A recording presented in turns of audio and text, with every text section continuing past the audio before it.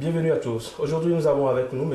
Abdoulaye Diallo. Il est membre fondateur et conseiller du mouvement Balai Citoyen. Il est acteur du mouvement de société civile, Front de résistance citoyenne. Il est également coordonnateur du centre de presse Norbert Zongo au Burkina Faso. M. Abdoulaye Diallo, merci d'être avec nous.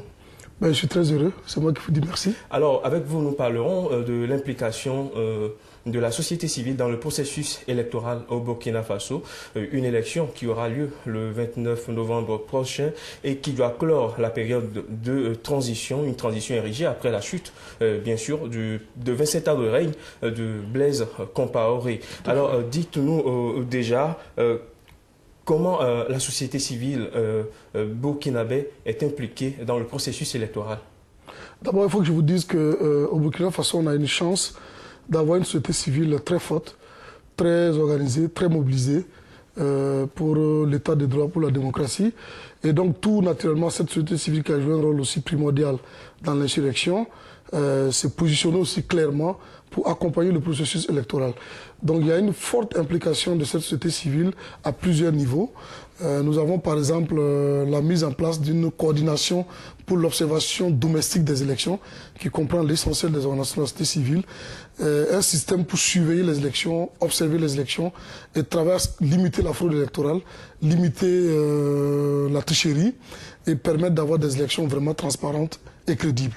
Donc la société civile est très mobilisée dans ce processus-là. Il y a aussi un volet de sensibilisation. Beaucoup d'actions sont faites par la société civile pour sensibiliser. Je prends l'exemple de ce que je sais, où je suis impliqué. Par exemple, le Balai Citoyen a lancé la campagne du débat citoyen pour faire intervenir les candidats, pour les interroger sur leur programme, les faire réagir avec la jeunesse, voir s'ils prennent en compte vraiment les aspirations du peuple. Il y a aussi cette campagne sur vote, je reste. Ça veut dire l'idée, c'est de surveiller le déroulé des élections. Donc impliquer les jeunes du mouvement Le Balai Citoyen pour veiller à ce que les élections se passent proprement, pour qu'il n'y ait pas de fraude. Ça, c'est un premier volet. Deuxième volet, il y a la structure que moi-même je dirige, qui est Senfilm, qui est très impliquée en utilisant la vidéo, le film, qui a lancé une campagne à travers une série de films pour sensibiliser la population sur comment voter, l'importance du vote, c'est quoi un chef de l'État, pourquoi il faut limiter les mandats, c'est quoi un État de droit, à quoi servent les votes, pourquoi les femmes doivent s'impliquer et être candidates pour voter. On débat aussi de l'implication des chefs coutumiers, de la jeunesse aussi qui doit avoir un rôle primordial à jouer. Donc une série comme ça qui, avec de l'humour, me permet de poser les vrais problèmes. On donne la parole aussi à des leaders de la jeunesse qui parlent aux jeunes, qui expliquent comment c'est important après, comme dit un des leaders du Balai Citoyen, après donc ta révolte, ton vote. Donc comment c'est important que la jeunesse puisse s'impliquer. Et il y a aussi ce projet sur la corruption électorale qui est tout récent, qui est prévu en 2 spectacles. On utilise des humoristes qui vont justement faire la fraude, enfin pour dire vendre des illusions. Ça s'appelle Voter pour moi, mais c'est pour sensibiliser sur la corruption électorale. Voilà toutes sortes d'actions. Il y a certains qui mènent des débats avec les candidats, d'autres vont fournir des observateurs et ils vont essayer de quadriller tout le territoire national pour surveiller les élections, pour veiller à ce que les élections puissent se passer dans la transparence. Donc la société civile burkinabé est vraiment très très impliquée. Alors actuellement se déroule sur toute l'étendue du territoire burkinabé la campagne électorale. Alors nous sommes vraiment dans la dernière ligne droite de cette campagne électorale. Comment appréciez-vous aujourd'hui le cadre du déroulement de cette campagne électorale? Bon, je dois dire que globalement c'est intéressant. C'est une campagne normale. Hein. Il y a les grosses pointues, ceux qui ont plus de moyens, qui inondent tout l'espace médiatique avec des posters, des affiches un peu partout. Et il y en a ceux qui se débrouillent, qui sont presque pas vus. Il y en a qui ne sont même pas capables d'assurer tous les meetings qu'ils ont programmés. Mais c'est ça aussi la campagne électorale. Moi, je trouve qu'il y a un bon esprit. J'ai vu des images qui m'ont beaucoup plu, où on voit des jeunes qui sont en train de coller des affiches du candidat du MPP, donc Roch Macky Sankaboré, un des candidats. Et à côté, vous avez aussi d'autres jeunes qui collent des affiches de Zéphirin Diabré, de l'UPC. Et sans bagarre, dans un bon esprit, j'ai retrouvé l'esprit de l'insurrection. quand au lendemain de l'insurrection, le 1er novembre, j'ai vu une file de gens alignés devant la nationale de l'électricité ou la nationale des eaux pour payer leurs factures d'électricité ou les factures d'eau. Vous imaginez, les Burkinabés venaient la veille de chasser un dictateur qui a fait 27 ans au pouvoir. Et normalement, le chemin était ouvert pour faire n'importe quoi. Non.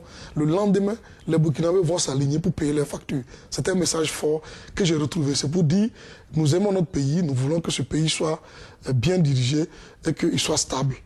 Donc, il y a une campagne. Vous êtes des rivaux, certes, mais vous n'êtes pas des ennemis.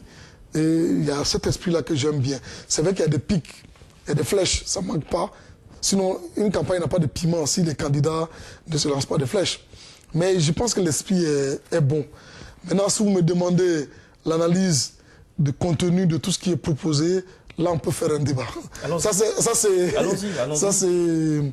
Non, parce que à ce niveau, peut-être qu'on a fait une sélection, on a déblonné un système aussi puissant que le régime de sécurité présidentielle. Mais je pense que là, on risque d'avoir des élections qui ne vont pas forcément symboliser le changement, malheureusement. Jusque-là, il y a quelques partis qui peuvent peut-être s'en sortir. Je ne vais pas donner dire des noms ni de citer, mais globalement, c'est de la politique politicienne encore.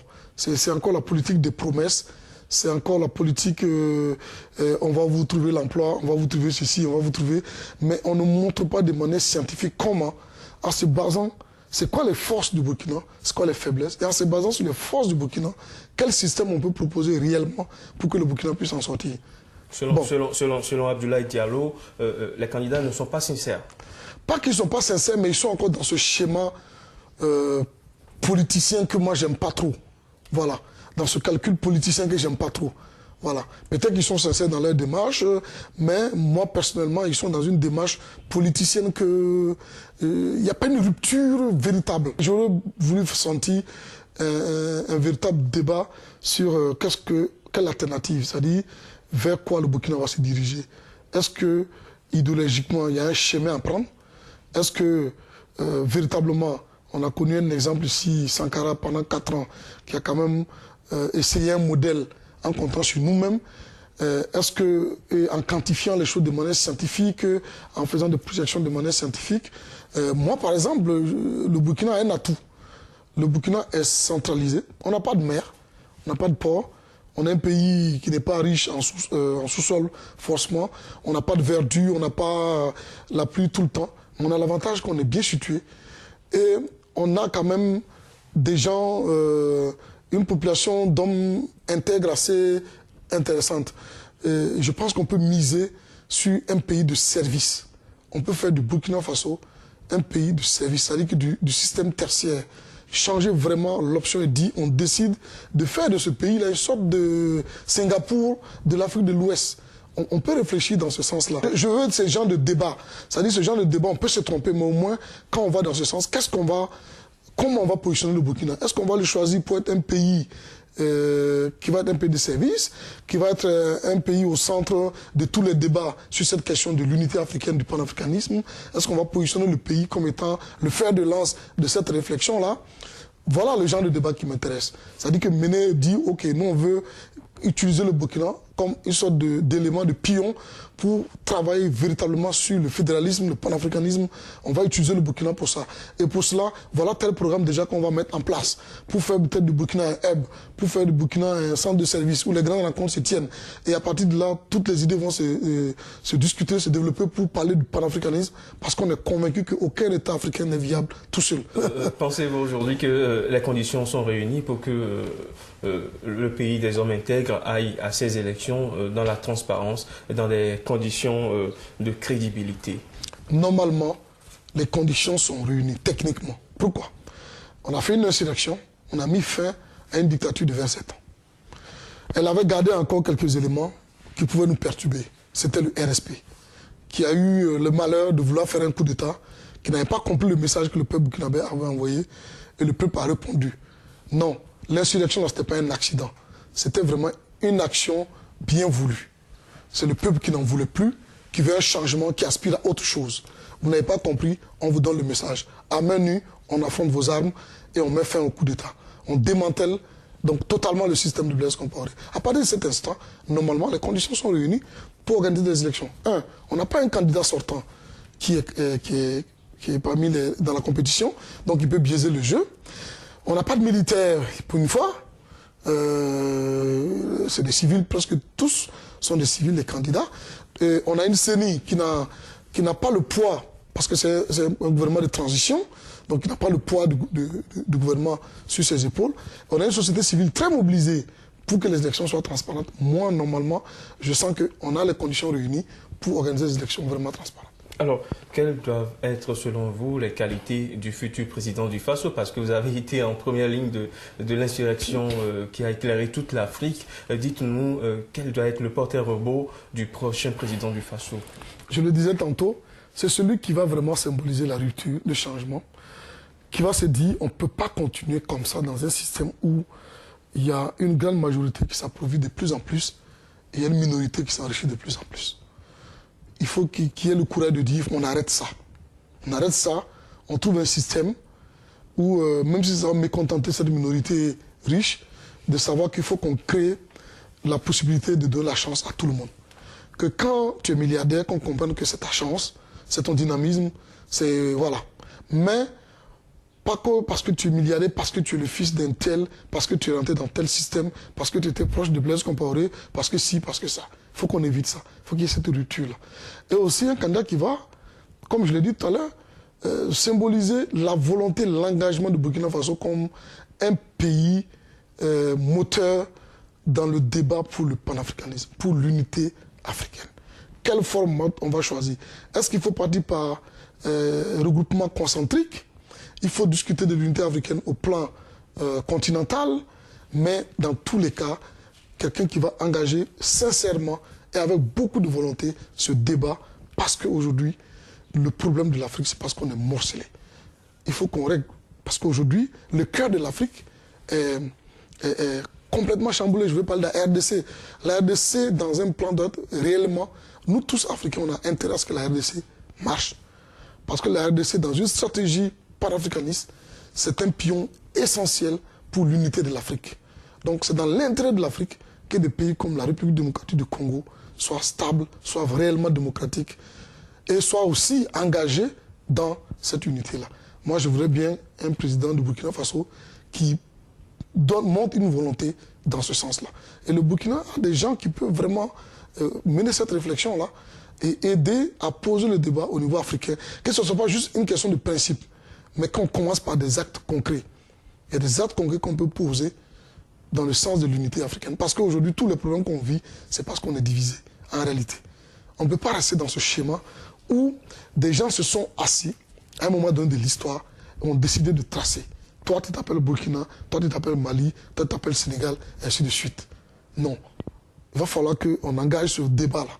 Et pour moi, j'aurais bien voulu avoir un président du Burkina qui va s'approprier ce débat et qui va poser tous les actes qu'il va poser, vont être posés dans ce sens. Comme Nkrumah, quand il était président du Ghana, vous remarquez que toutes les actions que Nkrumah posait, il ne pensait pas seulement au Ghana, il pensait à l'Afrique. Hein? Quand on voit l'université de Legon, Nkrumah ne l'a pas conçu en pensant aux étudiants seulement ghanéens, sinon il n'avait pas conçu un truc aussi maous. Et puis quand ce barrage, il ne pensait pas au Ghana, il pensait à l'Afrique. C'est-à-dire quelqu'un qui, dans tous les actes qu'il va poser, pense à ça. Mais en le pensant, en réalité, il développe son pays. En réalité, en le pensant, en posant les actes qui prennent en compte le continent, en réalité, il est en train de positionner le Burkina sérieusement. C'est ça, c'est ce président que moi j'aimerais bien avoir. Est-ce que vous voyez parmi les 14 candidats quelqu'un qui s'approche un peu Je n'ai pas encore vu quelqu'un faire ce discours-là. Je n'ai pas encore vu quelqu'un faire ce discours où son action est posée, pensant panafricanisme. Et le Burkina est dans un processus panafricaniste. Et dans ce processus panafricaniste-là, montrer que le Burkina va s'en sortir parce qu'il est dans un processus panafricaniste. Le balai citoyen a-t-il un candidat? Non, le balai citoyen n'est pas un mouvement politique. Le balai citoyen n'a pas de candidat. Le balai citoyen soutient-il un candidat? Pas du tout. Pas du tout. Il n'y a aucune consigne du balai citoyen. La position du balai est très claire. C'est un mouvement citoyen, c'est une sentinelle qui a décidé de se repositionner comme tel après l'insurrection. Donc le balai citoyen n'a aucun candidat, aucune consigne de vote. Abdoulaye Diallo, merci. C'est moi qui vous remercie.